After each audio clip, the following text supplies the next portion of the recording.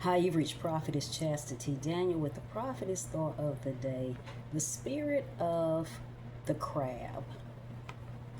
You know, God spoke to me about this a while ago, and I have a couple of videos on crabs. But the past few days, God has really been ministering to me about this spirit again. And He told me to go back and make a whole nother video explaining that spirit because it's a spirit of the crab. And everyone knows, and if you don't know, a crab is comes from the ocean, comes from waters, wherever all it comes from. It comes from water. I know that, so let me say that. And you know, you've heard of blue crabs, Alaskan snow crabs, king crabs, but breaking it down, if you've ever seen the whole crabs, even say the blue crabs, and you'll see them in a barrel, they have them in a barrel, and you'll see one crab try to come out, and you'll see other crabs pulling it down.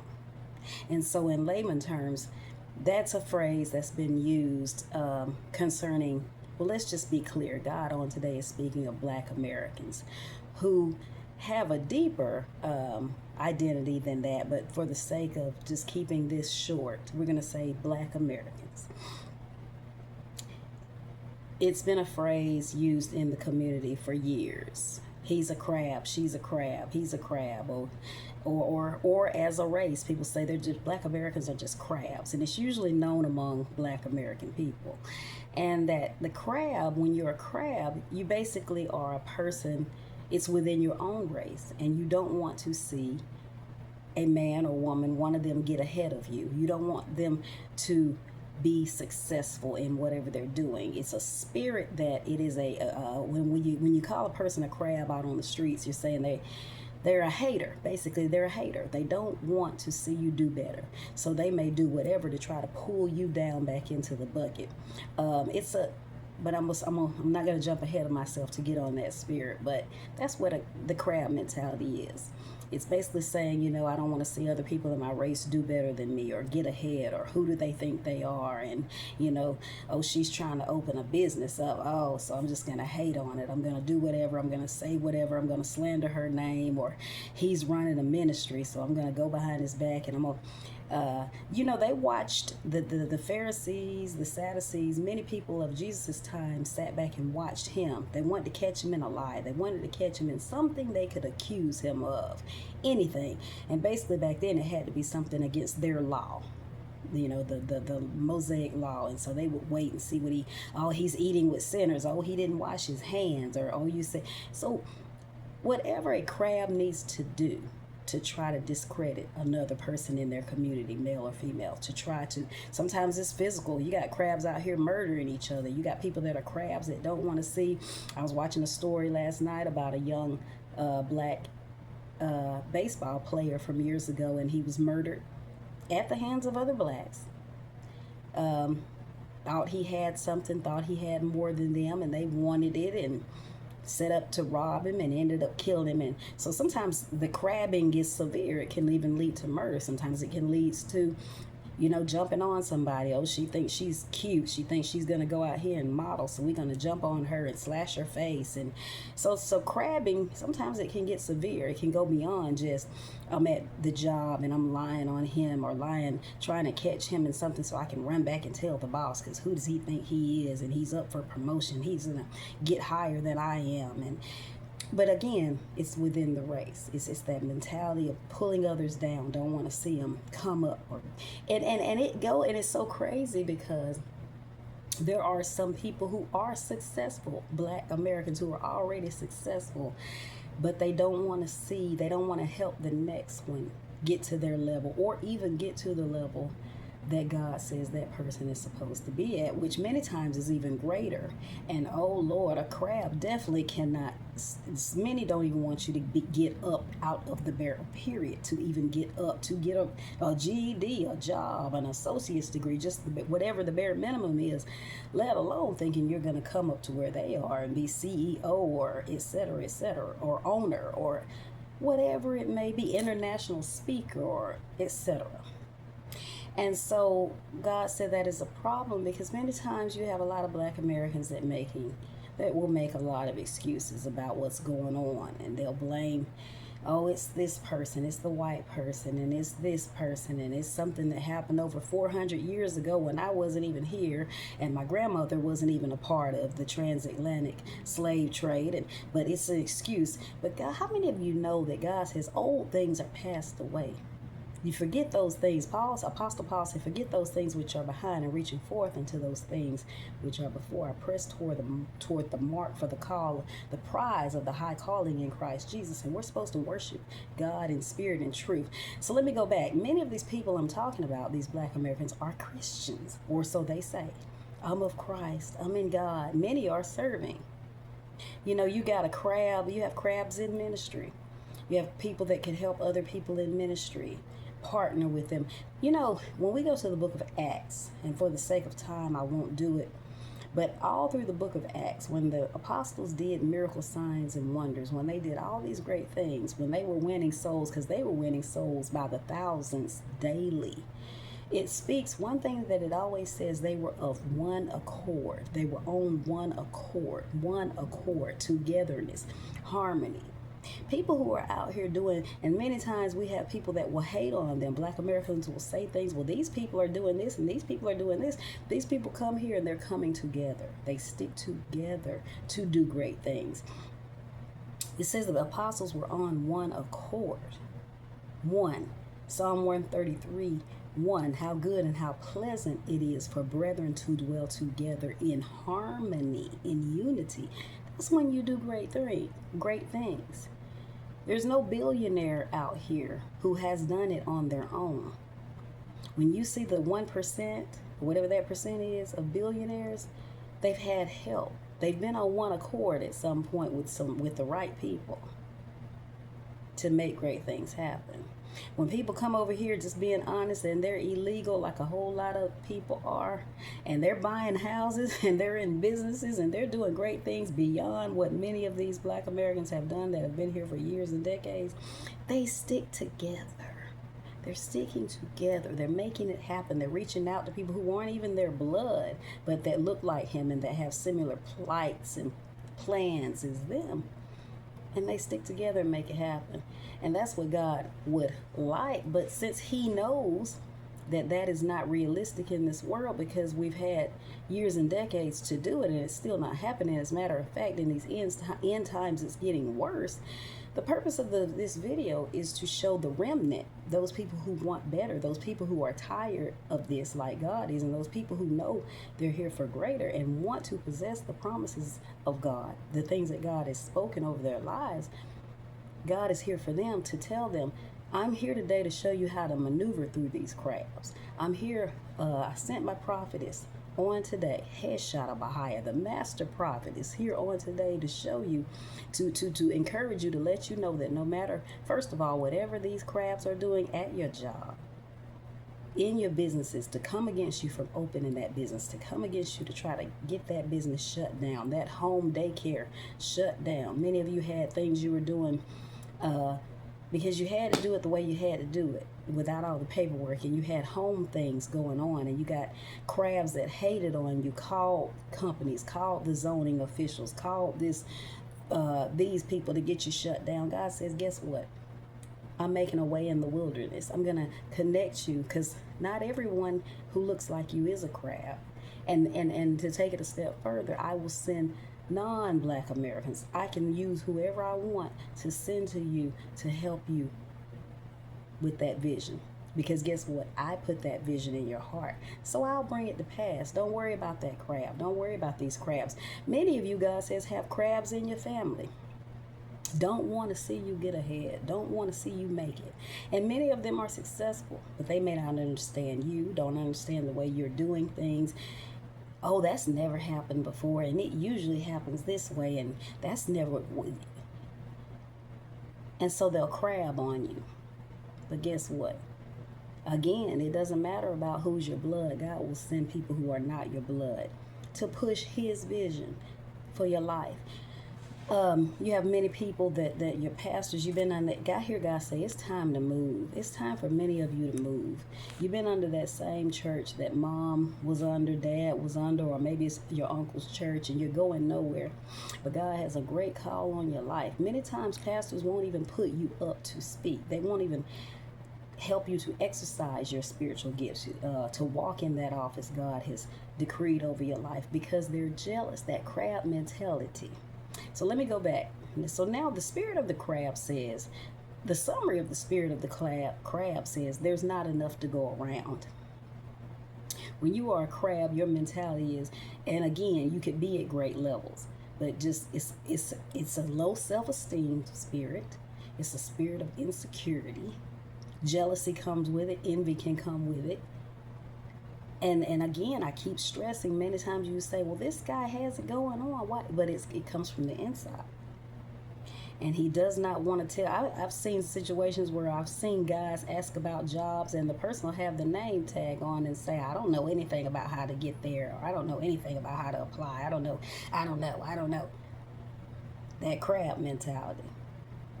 Doesn't want to help another person who looks like you, because there's not enough to go around. It's just enough for me. That's why many times, and I'm not, just being real. I can't be anything but real. That's why many times you'll have people and there's not all whites or Koreans or Spanish or other races, ethnicities who don't like black people, or who are racist, but I'm speaking of the ones who are.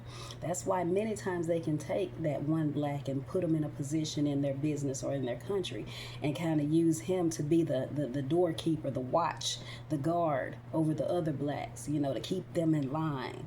And because he doesn't want them to get any further anyway.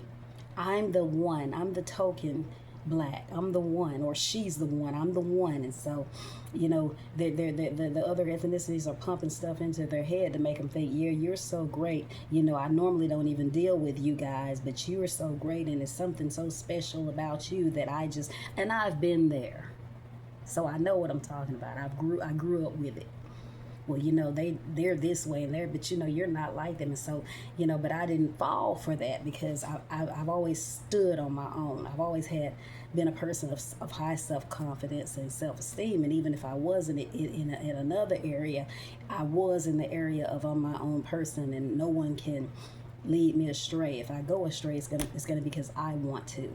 I'm not what they're doing and what he says and she says type of person, and never have been. I'm my own boss, and now God is my boss. And so, Shada Bahaya, we need some more of these types of blacks who say, no matter what these people are doing and what excuses they're making, not only am I going to get all that God has for me, but I'm going to pull some people up with me. Because I see he's serious, I see she's serious, and all she needs is a little help. And me helping him is not going to take away from me. It's not... Someone else being great is not going to make you look like you're nothing. It's okay to let people be great. Someone else's shine is not going to dim your light. Matter of fact, if they're doing what they're supposed to do, it's going to brighten you. It's going to pick you up. And we all have different positions and all different callings. Stop being jealous and coveting other people's gifts, offices, and sizes. I hear God say their sizes, or their skin, or their hair, or their husband. But whatever it is, sometimes people it doesn't matter what it is. It's just an insecurity inside that doesn't even matter. But that's what the spirit of the crab is. So that's what God is saying. But again, let me take you to the Bible, because I asked God when he gave me this video today. I said, well, God, give me an example in the Bible of that spirit. It doesn't explicitly say the spirit of the crabs, but at least give me an example of someone. And many of these people were I'm gonna just stick to the subject. So we got in 1 Samuel 18, an example with King Saul. Now, Saul had a problem from the beginning. Saul immediately was disqualified because he wasn't even there long after Samuel anointed him to be king before he disobeyed God. So God was already stripping him of the kingship anyway and looking for a new person to replace him. And so Saul, when we go to 1 Samuel 18, King David had been in the sheepfolds, and God found him, and he had just defeated Goliath, the Philistine. And so when you go to verse 6, it said, and it came to pass as they came, when David was returned from the slaughter of the Philistine, that the women came out of all cities of Israel singing and dancing to meet King Saul with tabrets, with joy, and with instruments of music. And the women answered one another as they played and said, Saul hath slain his thousands, and David his 10,000s. And Saul was very angry, and the saying displeased him. And he said, They have ascribed unto David 10,000s, and to me they have ascribed but thousands. And what can he have more but the kingdom? And Saul eyed David from that day and forward. And then as you go further along in this chapter and further chapters, no matter how nice David was to Saul, he even played his little harp, and it was an evil spirit that was coming on Saul, and David would play, and Saul would feel better, but nothing was enough. And how many of you know nothing is enough when you have a Saul in your life? Many of you have many Sauls. Again, a lot of these Black Americans, period, are Sauls. That's why God had me make this video. When you have that, it's nothing you can do to please them. He had determined that he was angry from that moment. But the problem was within himself. How many of you know David did nothing? The problem is within them, that apostle, those apostles, that prophet, those prophetess, that evangelist. It's his insecurity or her insecurity. That saved person, that co-worker. So there's nothing you're going to do to be able to please them. But guess what? God says when it's your time, it's your time. And many of the people I'm speaking to today, regardless of if they are in one accord with you or not, what God has for you is coming. It's not going to be through those crabs or that crab. Sometimes the crab can be your husband or your wife. Wow. Your child. It's generational curses is what it boils down to. And you got lots of these people because of, their identity was stolen. And so between that and the feeling of insecurity from that, and it's no excuse though, but whatever has happened in the home or didn't happen, traumas, but again, no excuses.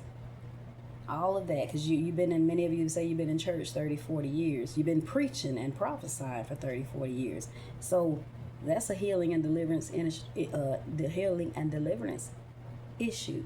It's issues that you should be working on within yourself. You should be crying out to God for deliverance.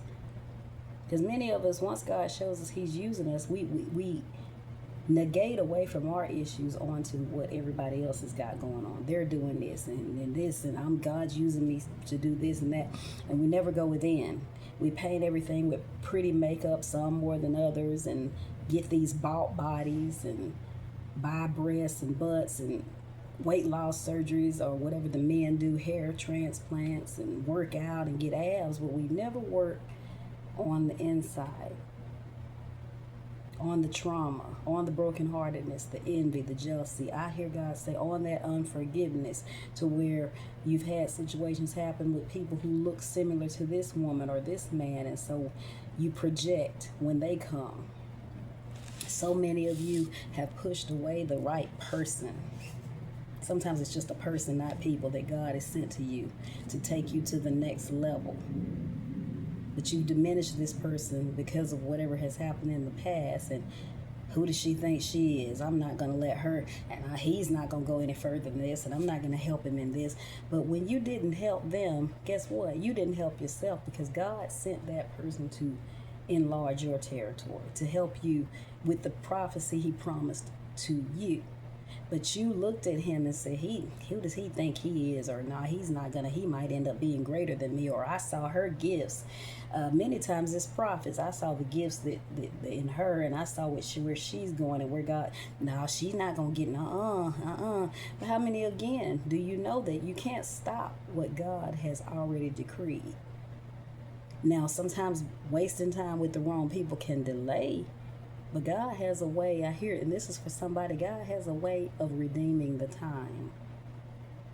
And I hear God say he's going to do a fast work for many of you. It's going to be fast because you've wasted time, because you've wasted time with this cousin, with this pastor, with this wife.